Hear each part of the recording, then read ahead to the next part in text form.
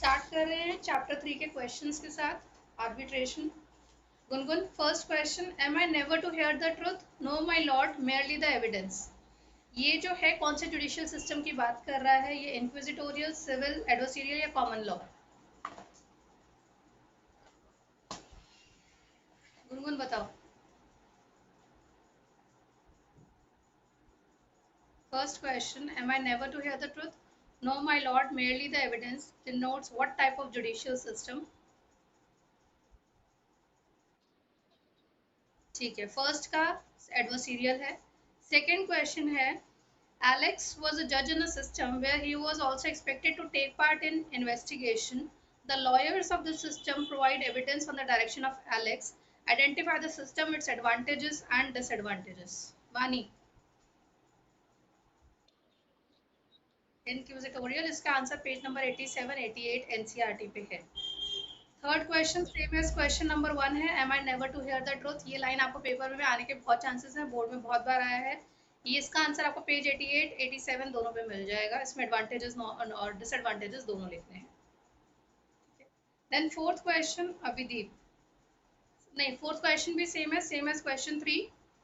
Again आपसे जो है एक फ्रस्ट्रेटेड जज है इंग्लिश कोर्ट में और वो बैरिस्टर से गुस्से में आके पूछता है, am I never to hear the truth. Again adversarial model की बात हो रही है। Next fifth question, again adversarial और इंक्विजिटोरियल का डिफरेंस है कि इसके अंदर आपको जो है दोनों के टेक्निक्स, दोनों के एडवांटेजेस, दोनों के डिसएडवांटेजेस करने हैं। सिक्स क्वेश्चन इस चैप्टर का नहीं है, उसका क्वेश्चन सुन लो। सिक्स क्वेश्चन क्या है वैसे चैप्टर 2 का ये क्वेश्चन है कि रीटा जो है वो ज्वेलरी स्टील कर रही थी। During the trial she negotiate with the prosecution, जहाँ पे वो अपने गुनाह को कबूल कर लेती है, एक्सेप्ट कर लेती है फॉर लेसर चार्जेस, कि मैं अपने गुनाह को एक्सेप्ट कर रही हूँ, आप मुझे लेस पनिशमेंट दीजिएगा। इसको क्या कहते हैं? इसको प्ली बार्गेनिंग कहते हैं। ये आंसर आपको जो है चैप्टर नंबर 2 के अंदर मिलेगा पेज 67 पे। Now, question number 7. How has the adversarial system followed in India made access to justice difficult? Again, इसमें आपको disadvantages लिखने हैं। Eighth question. Salient features of लोक अदालत and permanent लोक अदालत. अभिदीप, इसका आंसर कहाँ है?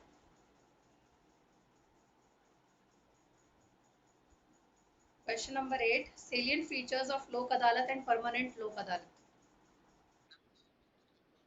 पेज नंबर 100 पे इसका आंसर है एनसीईआरटी के। देन क्वेश्चन नंबर 9, एडवर्सरियल और इंक्विजिटोरियल का फिर से डिफरेंस पूछा गया है। आप ये देखो, एडवर्सरियल और इंक्विजिटोरियल का डिफरेंस बहुत बार पूछा गया है, सैम्पल पेपर्स में भी, स्कूल एग्जाम्स में भी और सीबीएसई के एनसीईआरटी जो आपके बोर्ड के एग्जाम्स होते हैं उसके अंदर भी। Same as question 3 4। Then question number 10 जो है, क्वेश्चन सुनो गुनगुन। बीटाविन और इनर्गो दो कंपनीज हैं, हेल्थ ड्रिंक बनाती हैं, दोनों का डिस्प्यूट हो गया मैन्युफैक्चरिंग टेक्निक पे लेके। एंड वो जो है ऑल्टरनेटिव डिस्प्यूट रेजोल्यूशन में जो है वो चाहती हैं, वो कोर्ट नहीं जाना चाहती हैं। तो बताओ कौन सा most suitable alternative dispute resolution mechanism उनके लिए होगा? गुनगुन।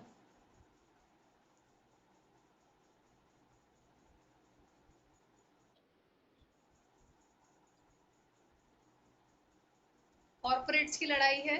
कॉर्पोरेट्स अगर झगड़ा कर रहे हैं, कंपनीज झगड़ा कर रही हैं और वो कोर्ट में ना जाके दूसरे तरीकों में जाना चाहती है, तो कौन सा तरीका एडीआर का बेस्ट है?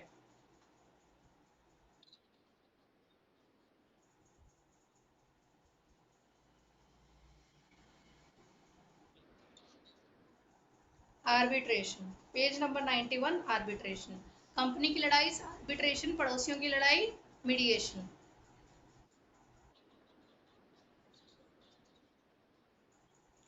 नहीं, अब उसके अंदर ऐसा कुछ क्लैरिटी नहीं लिखा कि वो किसी आर्बिट्रेटर को हायर कर रहे हैं या नहीं कर रहे हैं। ऐसा कुछ मेंशन नहीं है। उन्होंने पूछा बस एडीआर कौन सा टेक्निक यूज करेंगे।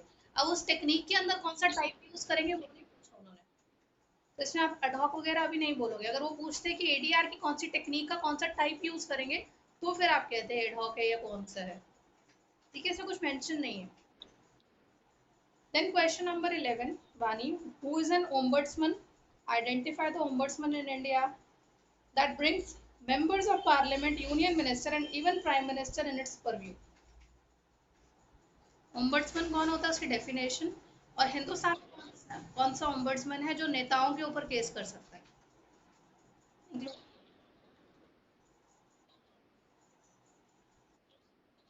लोकपाल है। तो पहले आप ओम्बुड्समैन की डेफिनेशन दोगे पेज 101 से, एंड आगे आप लोकपाल को डिफाइन करोगे पेज 102 पे। Abhideep, Mrs Namita Bose central government employee हैं, कस्टम ऑफिसर के एज अ कस्टम ऑफिसर काम करती हैं कस्टम एंड एक्साइज डिपार्टमेंट में। मिसेस नमिता जो है has been allotted an accommodation, but it was observed that Mrs. Namita sublet that official accommodation without any permission to the authority to do so.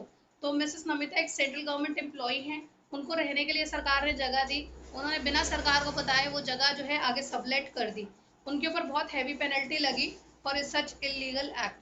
Which agency exercise jurisdiction over the service matter of central government employees. जब central government employees कुछ गलत काम करते हैं तो उनके ऊपर कौन सी जुरिस्डिक्शन आती है, कौन सा जुरिस्डिक्शन केस करता है?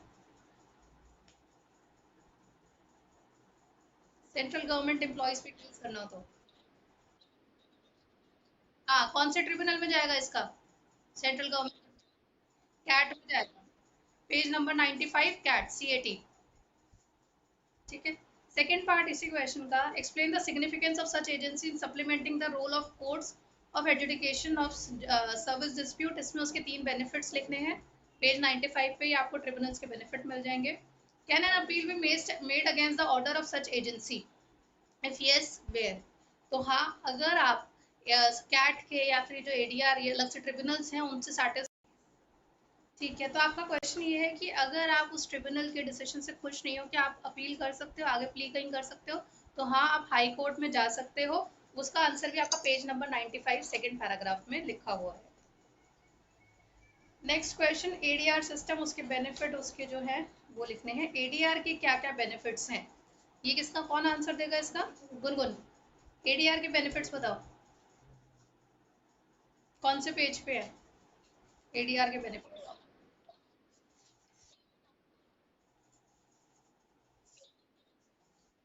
89 90। हाँ, तो ADR को पहले डिफाइन करना है पेज 89, एंड उसके बेनिफिट्स 90 पेज पे, 89 90 पे आपको इसके आंसर्स मिलेंगे। देन आपको क्वेश्चन आता है difference between arbitration and mediation. तो इसका आंसर आपका पेज 91 96 97, इन 3 पेजेस से आपको देख के बनाना है, जिसमें आर्बिट्रेशन जो है ज़्यादा फॉर्मल होता है, मीडिएशन इनफॉर्मल होता है। आर्बिट्रेशन की रूलिंग्स जो होती है बाइंडिंग होती है, मीडिएशन नॉन बाइंडिंग होती है। तो ये सब चीज़ें आपको लिखना है। इसमें जो आपका होता है आर्बिट्रेटर जो होता है, he is more like a non adversarial mode पे रहता है, और आपका जो इसके अंदर होता है मीडिएटर, वो फैसिलिटेटर का काम करता है। ये सब आपको लिखना होगा। देन ऑल्टरनेटिव डिस्प्यूट रेजोल्यूशन के क्या फायदे होते हैं, उनकी 2 वैल्यूज पूछी गई हैं, तो आपको 2 एडवांटेजेस या 2 बेनिफिट्स लिखने हैं उसके। Next question, Vani, what is the meaning of ombudsman? ये आपको पता ही है, page 102। Then identify anti corruption ombudsman in India. Anti corruption ombudsman in India, Lokpal and Lokayukta. इसका कॉम्पोजिशन लिखना है आपको, लोकपाल लोकायुक्ता का पेज 103 पे है। एंड इंश्योरेंस ओम्बड्समैन को क्या कहते हैं? CVO, chief vigilance officer. इसका आंसर है पेज 101। मार्क कर लो। अगला क्वेश्चन, क्वेश्चन नंबर 16। एक लेबर डिस्प्यूट अरोज हो जाती है between mister Shikhar Dhawan, manager of the chemical factory located in Jharkhand, and its workman association. तो एसोसिएशन और मैनेजमेंट के बीच में झगड़ा हो जाता है। The party to the dispute appointed Mr. Nishikant Jha, a retired High Court judge, as a neutral third party to resolve the dispute. Mr. Nishikant Jha played the role of an interventionist. Keyword is interventionist, by suggesting potential solution to the parties in order to resolve the dispute. तो बताओ कौन से वाला ADR technique है? Neutral third party, interventionist. Abhideep,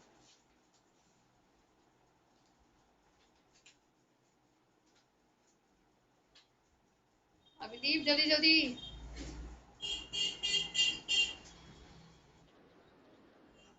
conciliation, इसका answer है conciliation.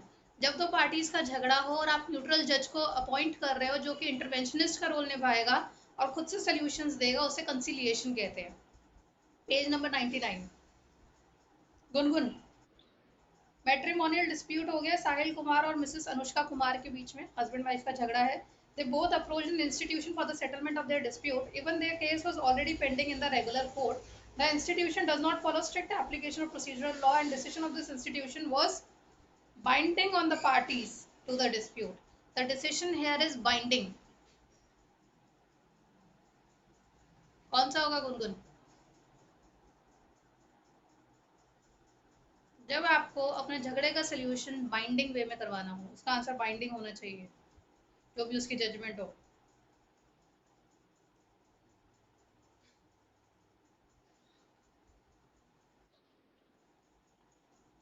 इसमें kind of arbitration और मीडिएशन दोनों आ जाएगा। रीजन बीइंग उनका केस ऑलरेडी पेंडिंग है कोर्ट में।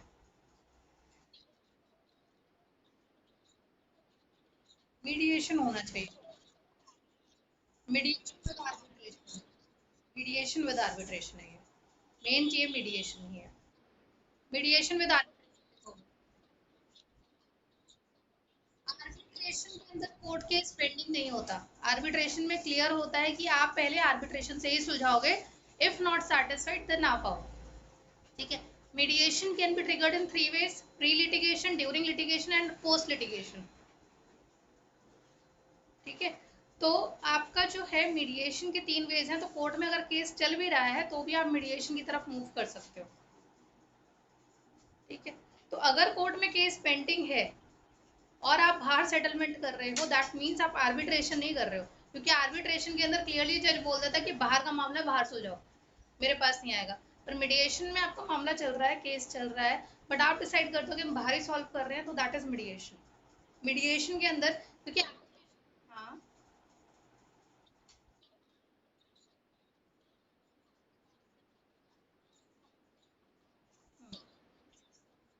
क्योंकि जनरली आर्बिट्रेशन के जो केसेस होते हैं वो कंपनीज के होते हैं, और कंपनीज जनरली अपना ना वो बनवा के रखती हैं अपना, जो उनका क्या बोलते हैं, पार्टनरशिप डीड होती है, या फिर उनकी जो और भी अग्रीमेंट्स होते हैं, जब दो कंपनी आपस में डील कर रही होती है, कुछ भी होता है, या वैसे अगर उनका कोई आपस में अग्रीमेंट भी नहीं है, तो जनरली वो जो है अपने केसेस आर्बिट्रेशन से ही सुलझाएंगी। ये पहला ही हिदायत इनको दी जाती है कि आर्बिट्रेशन से सुलझाओ, बिकॉज आपको सीक्रेसी मेंटेन करनी है अपने केस की, राइट। तो सीक्रेसी मेंटेनेंस वगैरह की वजह से जनरली कंपनी के जो केसेस होते हैं वो आर्बिट्रेशन से सुलझाए जाते हैं पहले। If not satisfied then you can go to the court. But mediation cases में जहाँ पे पड़ोसी रिश्तेदारों का मामला होता है, जान पहचानों के लोगों का मामला होता है, वहाँ पे ऐसा हो सकता है कि कोर्ट में भी केस चल रहा है और आप बाहर भी हैंडल करके खत्म कर दो। नाउ नेक्स्ट वानी, मिसेस शर्मा और मिस्टर नारायण जो है पड़ोसी हैं एंड यूनाइटेड हाइट अपार्टमेंट में रहते हैं। दोनों के बीच में झगड़ा हुआ regarding the right way type of easement that allows a person to pass through another's land. They mutually appointed Mr. Iyer, society secretary, as neutral third party to resolve the dispute. Mr. Iyer focusing on providing the party with evaluation of their case and directed them towards the settlement. Evaluation कर रहे हैं वो, ये evaluated mediation है, page 96। Abhideep, dash is formal than negotiation but less formal than arbitration, mediation। ठीक है। Next question है, chief vigilance commission का जो है वो कब इस्टेब्लिश हुई थी? और सबसे पहले तो मुझे बताओ कौन सी कमिटी के अंडर इस्टेब्लिश हुई थी? विच कमेटी? सीवीसी के लिए, चीफ विजिलेंस कमीशन के लिए कौन सी कमेटी थी? 1 मार्कर है ये। सांथा नाम कमेटी क्वेश्चन में लिखा हुआ है। ठीक है। नाउ क्वेश्चन नंबर 20, 19 नहीं करेंगे, चैप्टर 4 का है वो, तब उठाऊंगी। Question number 20, every legal system in this world can be broadly classified as adversarial and inquisitorial. दोनों के एडवांटेजेस डिसएडवांटेज लिखने हैं, तो ये समझ लो, एडवर्सरियल, इंक्विजिटोरियल, एडवांटेज डिसएडवांटेज, रट्टा मार के जाना है, नहीं छोड़ना है। ठीक है। ये टॉपिक 5 नंबर देगा। 5 नंबर के लिए अगर 100% कोई टॉपिक आ रहा है तो हमें बिल्कुल रट लेना चाहिए उसे। देन अगला क्वेश्चन, नवरत्न और आयुर्केश दो कंपनीज हैं, तेल बनाती हैं, उनका ट्रेडमार्क को लेके झगड़ा हो गया है, और ऑयल टेक्निक कैसे बनेगी उसको लेके झगड़ा हो गया है। वो ऑल्टरनेटिव डिस्प्यूट रेजोल्यूशन के लिए जाते हैं, ट्रेडिशनल मेथड के लिए वो नहीं जाते हैं। एंड उनके लिए बताओ वो best alternative dispute resolution mechanism कौन सा रहेगा। ठीक है, तो बताओ कहाँ जाना चाहिए, दो कंपनियों का झगड़ा है तो किसकी बारी है। Arbitration page 91 92। और इसमें बोला गया है कि आर्बिट्रेशन और कोर्ट ऑर्डर में क्या डिफरेंस होता है, वो भी आपको बताना है। ये भी पेज 92 पे आपको मिलेगा, चेक करना। मैं एग्जैक्टली बता देती हूँ इसका आंसर आपको कहाँ मिलेगा।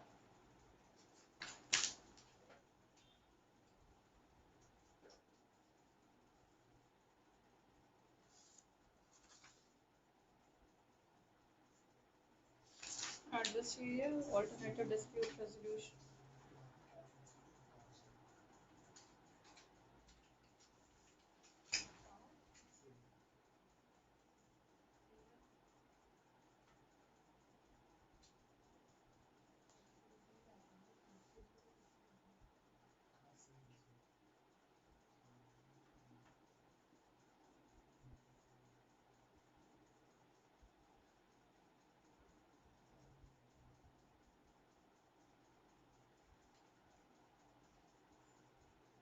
इसका आंसर ना आपको यहाँ पे मिलेगा, पेज 91 प्रोसेस ऑफ आर्बिट्रेशन के अंदर मिलेगा इसका आंसर आपको।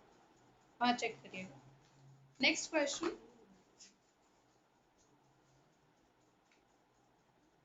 Okay, in which of the following situations do two parties out of their own free will appoint a neutral third party to resolve their dispute? लोक अदालत, फैमिली कोर्ट, कंसिलिएशन और arbitration. Free will, voluntary,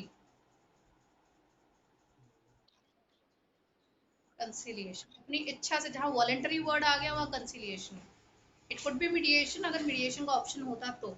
यहाँ mediation नहीं है। Mediation और conciliation होता फिर तो दोनों आंसर करेक्ट है, फिर आप कंफ्यूज हो गए। बट अगर इन चारों में से आपको देखना है लोक अदालत, फैमिली कोर्ट, कंसिलिएशन और आर्बिट्रेशन, तो इसमें conciliation is the most suitable. Now ADR techniques की discuss the main problem confronting law courts that have resulted in rise of ADR। ADR क्यों बढ़ रहा है, इसका आंसर है पेज 90 पे। Then question 24, what is conciliation and what way the role of conciliator go beyond that of a mediator? Conciliator mediator से भी कहाँ पे ऊपर हो जाता है, इसका आंसर पेज 99 पे है, जिसमें आपको इंटरवेंशनिस्ट वाली लाइन लिखने की। वो इंटरवेंशनिस्ट होता है प्लस खुद से जो है वो पॉसिबल सॉल्यूशंस प्रोवाइड करता है। नेक्स्ट क्वेश्चन, दीप मोहंती और क्या 23 का आंसर पेज 90 पे था। इसमें ये पूछा गया कि ओवर द टाइम एडीआर इतना राइज क्यों कर गया है। तो आपका टॉपिक जो है पेज 90 पे आपको मिलेगा, लास्ट पैराग्राफ, लास्ट टॉपिक है ना कि एडीआर, लास्ट 4 पॉइंट दे रखे हैं आपको, वो लिखने हैं। देन दीप मोहंती और राघव नायर जो है दो पड़ोसी हैं, एक अपार्टमेंट में रहते हैं। Large flowering pockets kept on the balcony of Deep flat have caused seepage and weakened the ceiling above Raghav balcony। तो दीप मोहंती का घर ऊपर है, राघव का घर नीचे है। दीप मोहंती की वजह से सीपेज हो के राघव की बालकनी जो है उसमें सीलन आ गई है, वो कमजोर पड़ गई है।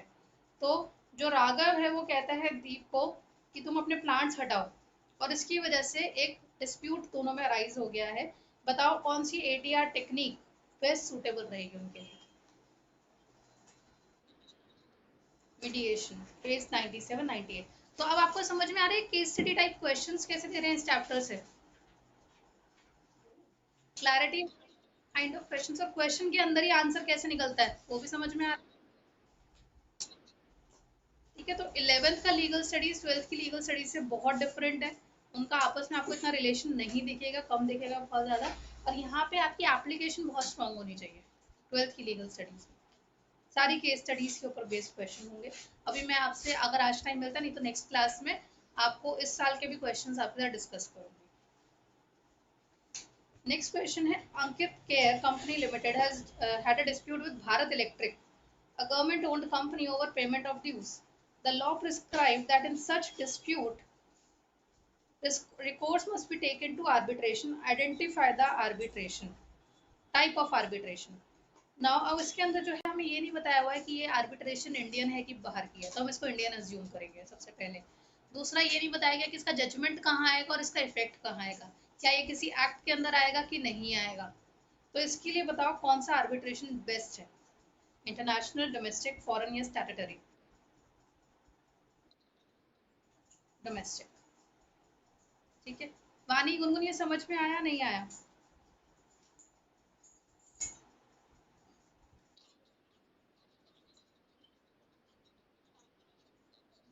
अगर स्पेसिफिकेशन दी होती तो कोई एक्ट लिख दिया होता कि जजमेंट बाहर होगा इसका और इस इफेक्ट इंडिया में आएगा, या फिर दोनों पार्टीज बाहर की हैं, समथिंग समथिंग कुछ इस तरह से था कि एक इंडियन पार्टी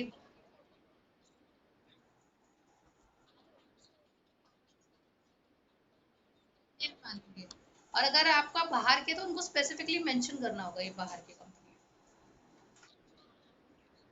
तो ये अजम्पशन लेके चलनी है, अगर क्लियरली मेंशन नहीं है कि कहाँ की कंपनी है, इंडिया की मान के चलो।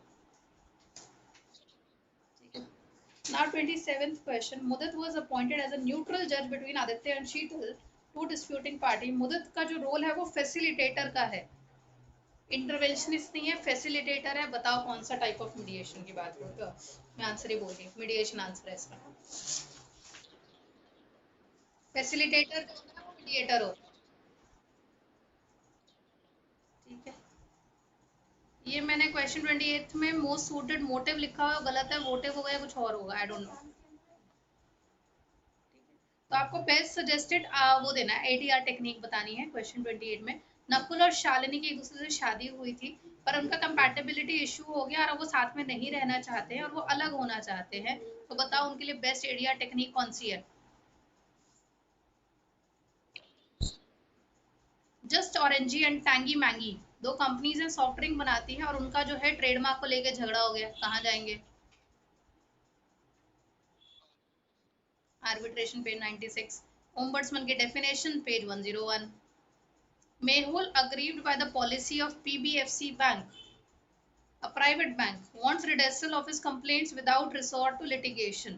तो बताओ किस इंसान को वो अप्रोच करेगा?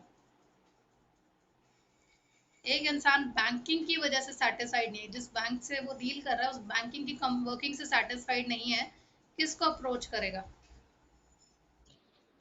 सीवीसी को करेगा। ठीक है। एंड उसके एडवांटेजेस डिसएडवांटेज लिखने हैं जो सीवीसी के हमने लिखे थे पीछे, देख सकते हैं पेज 101 102 पे। और उसके अंदर ये आ रहा है क्या सीवीसी प्राइवेट बॉडीज को कवर करता है, तो मैंने पहले ही आपको बताया था कि हाँ सीवीसी प्राइवेट बॉडीज को भी कवर करता है, सिर्फ सरकारी को नहीं। तो both private and public bodies are cover under CVC. Gungun clear हो रहा है, कोई डाउट? समझ में आ रहा है ना, चैप्टर ठीक लग रहा है ना? क्वेश्चन 32 फिर से वही है, एंटी करप्शन बॉडी। इसकी बात हो रही है, एंटी करप्शन बॉडी इंडिया में करप्शन के केसेस करेगी। Anti corruption body in India which gives formal recognition by passing a legislation, name and discuss the main provision of this legislation and with limitation। बताओ। ठीक है। इसमें इसकी main provision पूछी है, एक सेकंड रुको, एक सेकंड होल्ड करना, क्योंकि इसकी लिमिटेशंस लोकपाल लोकायुक्त की कोई नहीं है, लिमिटेशन आपकी ओम्बड्समैन की है।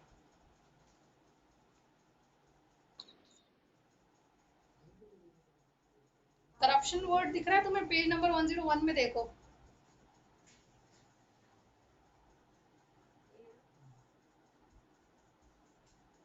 ग्रीवेंसेस कंप्लेंट्स, सांथानाम कमेटी,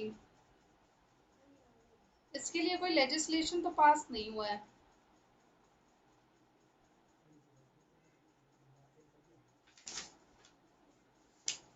लेजिस्लेशन तो इसी के लिए पास हुआ है, लोकपाल और लोकायुक्ता के लिए।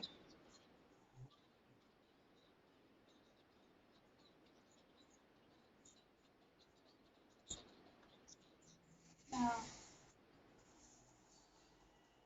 इसकी provisions I don't know exactly कहाँ लिखी है, मतलब इसका जो लिमिटेशन है वो आई डोंट नो कहाँ है। आपको पर लिखना सारा का सारा यही है, page 102 and 103। Limitations I don't know मैं। Next question 33. IMA Limited, an Indian corporate, had a franchisee agreement with Glare Limited, an American company. The parties entered into an arbitration. Identify the type of arbitration. So आईमा जो है Indian corporate है, franchise agreement है glare limited के साथ, उनका arrangement था।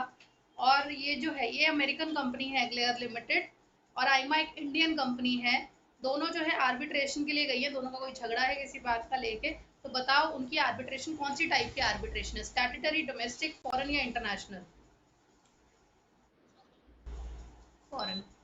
ये clear हुआ? अब इन्होंने क्लियरली मेंशन कर दिया कि इंडियन कौन सी है और बाहर की कौन सी है। ठीक है, नेक्स्ट क्वेश्चन।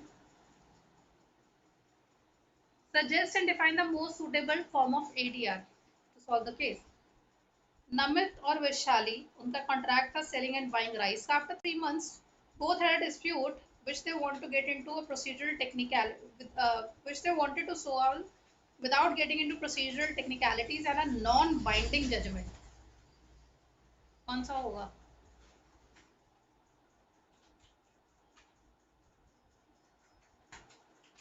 बताओ, जल्दी जल्दी बताओ, आगे बढ़ना है। मीडिएशन। जनरली पहले मीडिएशन लगता है। सावेश एंड सायशा का मैट्रिमोनियल डिस्प्यूट है। वो एक इंस्टीट्यूशन के पास जाते हैं और उनको binding and non appealable judgment चाहिए, मतलब उनको चाहिए बस एक बार में खत्म करो काम। कौन सा होगा binding judgement?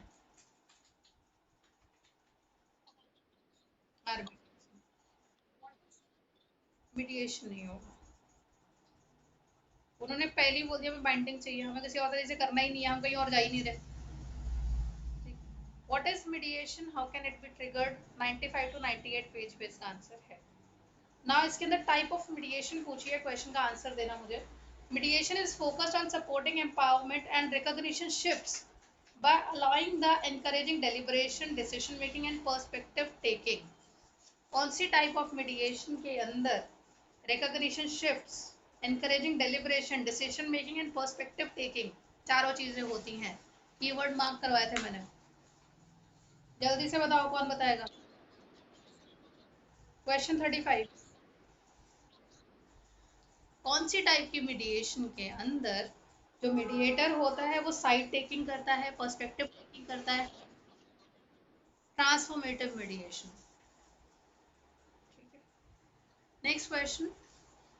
Rahul is facilitating an ADR in which party appoints a neutral third party who facilitates the parties in achieving acceptable, voluntary, which is more formal than negotiation. Rahul कौन सी चीज पे है? आर्बिट्रेशन, मीडिएशन, कंसिलिएशन या administrative tribunal? समझ में आ रहा है? परेशान तो नहीं? टाइप ऑफ क्वेश्चंस क्लियर हो रहे हैं? ऐसे ही सवाल आने हैं। Question 37 again. Am I never to hear the truth? No, my lord. Merely the evidence. फिर से आपसे एडवर्सरियल पूछ लिया इन्होंने। नेक्स्ट, अच्छा क्वेश्चन को ढंग से रीड करना, ठीक है? इसमें जो है आपसे क्वेश्चन यही आ सकता है, my never to hear the truth, no my lord merely the evidence. उसके बाद कहेंगे कि कौन से टाइप ऑफ उसकी बात नहीं कर रहे हैं, कौन से टाइप ऑफ जुडिशियल सिस्टम की बात नहीं कर रहे हैं ये, और उसके एडवांटेजेस और डिसएडवांटेज लिखो। क्योंकि जनरली हम ये पढ़ते हैं तो हम ये क्या सोचते हैं कि एडवर्सरियल की बात हो रही है। क्वेश्चन रीड कर लेना, कई बार ऐसा हो सकता है कि वो क्वेश्चन एडवर्सरियल का ही हो पर वो पूछ लें कि किसकी बात नहीं हो रही और उसके बारे में लिखो। ये कंफ्यूज करते हैं, लैंग्वेज से प्ले करा जाएगा। ठीक है, लीगल को ऐसे ही टफ बनाया जाता है। फिर आर्बिट्रेशन का उसमें उन्होंने पूछा है what is meant by arbitration, question 38। उसका मैकेनिज्म पूछा है। फॉरेन और इंटरनेशनल आर्बिट्रेशन का डिफरेंस पूछा है, पेज 90, 92, 93। एंड क्वेश्चन 39 आपको नहीं करना है। क्वेश्चन 39 जो है आपका चैप्टर 2 का है, पेज 70 पे इसका आंसर है। इसका आंसर एडमिशन है वैसे। Answer number 39 is admission. Question number 40। Ramika international और नॉर्थ स्टार प्राइवेट लिमिटेड, इन दोनों का झगड़ा हो गया प्रोडक्शन प्रोसेस को लेके, और कुछ ट्रेड सीक्रेट्स इन्होंने लीक आउट करे, इन बात को लेके झगड़ा हो गया है। तो ये अपने ट्रेड सीक्रेट्स को फर्दर मेंटेन करना चाहते हैं। तो बताओ कौन सा बेस्ट तरीका है इनका, एडीआर टेक्निक कौन सी बेस्ट रहेगी? मिनी और जॉली पड़ोसी हैं, उनका झगड़ा हो गया एक दीवार को लेके, वो दीवार उन दोनों के घर से कनेक्टेड थी और वो एक मीडिएशन सेशन के लिए गए। When the mediator listened to Minnie and Jolly discuss their issue, the mediator then decide on a solution for Minnie and Jolly and tells them that they must adhere to it as it is legally binding. तो बताओ कौन से दो error करे हैं mediation process के अंदर, कौन सी दो चीजें गलत करी हैं मीडिएटर ने।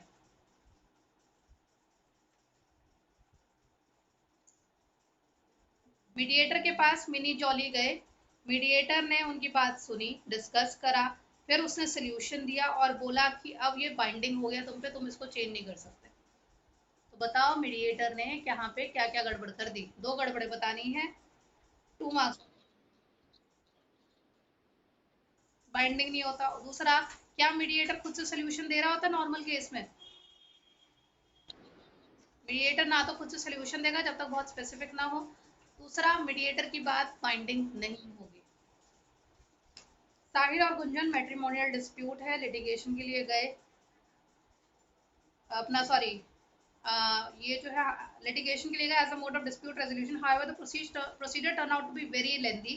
तो पहले उनका मामला कोर्ट में गया पर उनको दिखा कि ये तो बहुत लंबा चलता जा रहा है, ऐसे नहीं मामला निपटेगा, तो फ्रूटलेस रिजल्ट आ रहे हैं।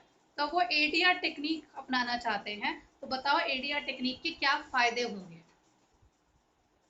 ठीक है, उन्होंने एडीआर टेक्निक नहीं पूछी उनको किस लिए जाना चाहिए, वो ये कह रहे हैं कि एडीआर टेक्निक अगर वो अपनाते हैं तो उनसे उनको क्या बेनिफिट मिलेगा। तो इसका आंसर आपको बेनिफिट्स ऑफ एडीआर लिखना है, पेज 96 97 पे आपको ये मिल जाएगा। ठीक है, गौरव ने क्वेश्चन 42, गौरव ने सपना बैंक के साथ अपना अकाउंट खोला। One day while operating the ATM, his card did not function. However, the money was deducted from his account. To add this to his agony, he discovered that his passbook showed multiple deduction for service charges. Also, he approached the bank, but the bank refused to address his problem. कहाँ जाएगा banking problem को लेके वो, कौन सी agency के पास जाएगा, ombudsman के पास जाएगा। उसके फंक्शंस लिखने हैं, उसके एडवांटेजेस और डिसएडवांटेज लिखने हैं, चीफ विजिलेंस ऑफिसर हमारा ओम्बड्समैन जो देसी होता है ना। Next question, which innovative Indian contribution to the global legal jurisprudence was conceptualized from न्याय पंचायत। पेज 99 पे आपको ये लाइन दिखेंगी सारी की सारी,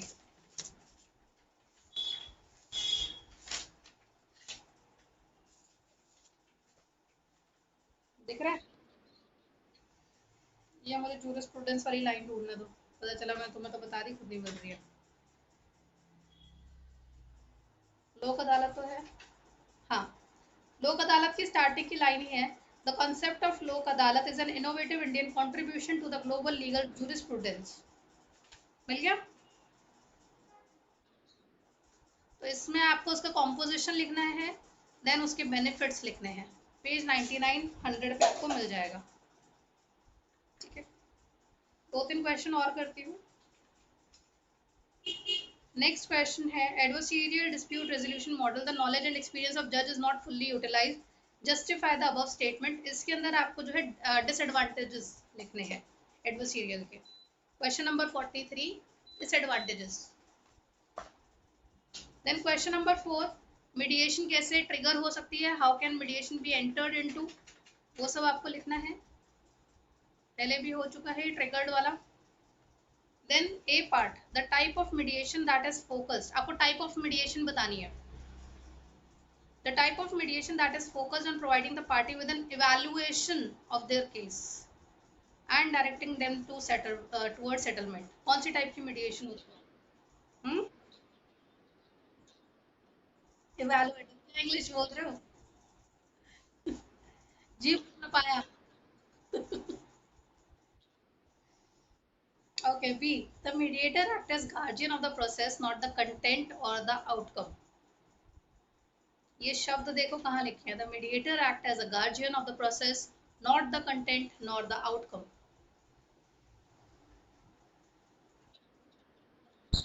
Facilitative. C.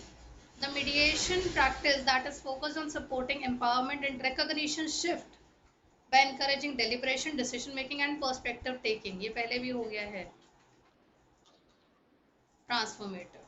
ठीक है, अगला question, Mrs Rohtash Bros an Indian company, and messrs Gary and friend Bros and Canadian company, दोनों का झगड़ा हो गया है। Both companies appointed an institution for initiating the process required for the settlement of dispute, दोनों ने एक इंस्टीट्यूशन को हायर करा है, इस इंस्टीट्यूशन से इंसान को अपॉइंट किया है। Arbitration proceedings were conducted in Canada and then awarded and enforced in India। ठीक है, तो सबसे पहले दो कंपनीज का झगड़ा हुआ, एक कंपनी हिंदुस्तानी, एक कंपनी बाहर की है। उसके बाद अपने प्रॉब्लम को सॉल्व करने के लिए उन्होंने इंस्टीट्यूशन को हायर करा है कि हमारी प्रॉब्लम सॉल्व करो। एंड ये जो डिसीजन है, इसका जो डिसीजन होगा, आ गया ये,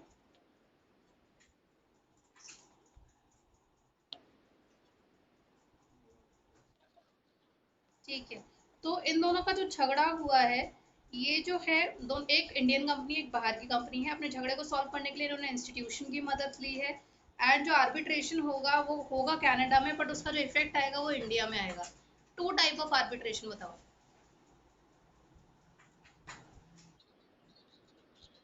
इंस्टीट्यूशन का है, एक फॉरेन आर्बिट्रेशन है क्योंकि डिसीजन जो होगा, फॉरेन आर्बिट्रेशन और इंस्टीट्यूशनल। कीवर्ड से समझ में आ रहा है जो मैं कह रही थी, एप्लीकेशन होगी कैसे होगी। ठीक है, नूपुर का बिना बैंक में एक अकाउंट है, उससे उसे 5,000 निकाले और कोटक बैंक के अंदर जो है उसने ट्रांसफर कर दी, सॉरी कोटक बैंक के एटीएम से उसने पैसे निकाले 5,000 और उसका अकाउंट बिना बैंक में है, और मशीन ने सिर्फ 4,000 रुपये दिखाए, निकाल के दिए, पर उसको दिखाया कि कट 5,000 गया, 1,000 रुपये जो है उसको मिल नहीं रहे हैं। उसके लिए उसने कंप्लेंट करी है, बट उसका कुछ नहीं हो रहा है। कौन सी, किसके पास जाएगी, कौन सा ओम्बड्समैन है हिंदुस्तान का जो उसकी मुसीबत का समाधान देगा?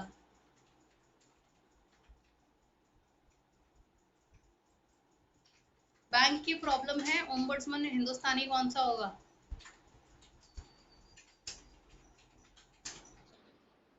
सीवीओ, चीफ विजिलेंस ऑफिसर।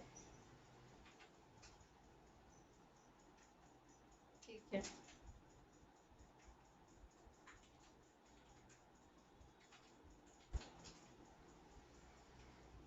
बस उसके एडवांटेजेस वगैरह लिखने हैं, सारा का सारा वही सारा लिखना है बैंकिंग का। मीडिएशन 3 वे में हो सकती है। ठीक है, इसमें से उन्होंने 4 ऑप्शन दी है कि मीडिएशन इन चारों में से कौन से एक तरीके से नहीं हो सकती। By court referral, by pre litigation, at appellate stage, by plea bargaining. कौन सा आंसर नहीं होगा इसका?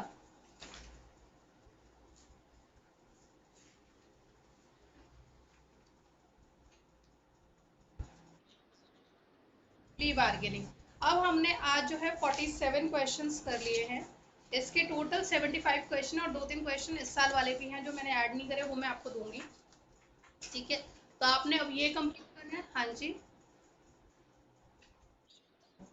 वो तो नॉर्मल कोर्ट सिस्टम है, प्ली बार्गेनिंग। तो आज के लिए इतना ही करते हैं। मंडे को फिर मैं क्लास रखूंगी 2:30 3 o'clock, उसके अंदर मैं आगे के क्वेश्चन इसके सॉल्व करवाऊंगी सारे के सारे। और अब न्यूज़ आ गई है, स्कूल जो है 1 सितंबर से फेज मैनर में स्टार्ट करेंगे, ओपन होंगे आप लोगों के स्कूल। तो जैसे होगा, अगर स्कूल के टाइमिंग्स वगैरह क्लैश हो रहे हैं, कुछ हो रहा है, प्लीज़ मुझे बता देना, मैं वैसे कुछ मैनेज कर दूंगी फिर। ठीक है, क्लासेस बात की। ठीक है, चलो, बाय।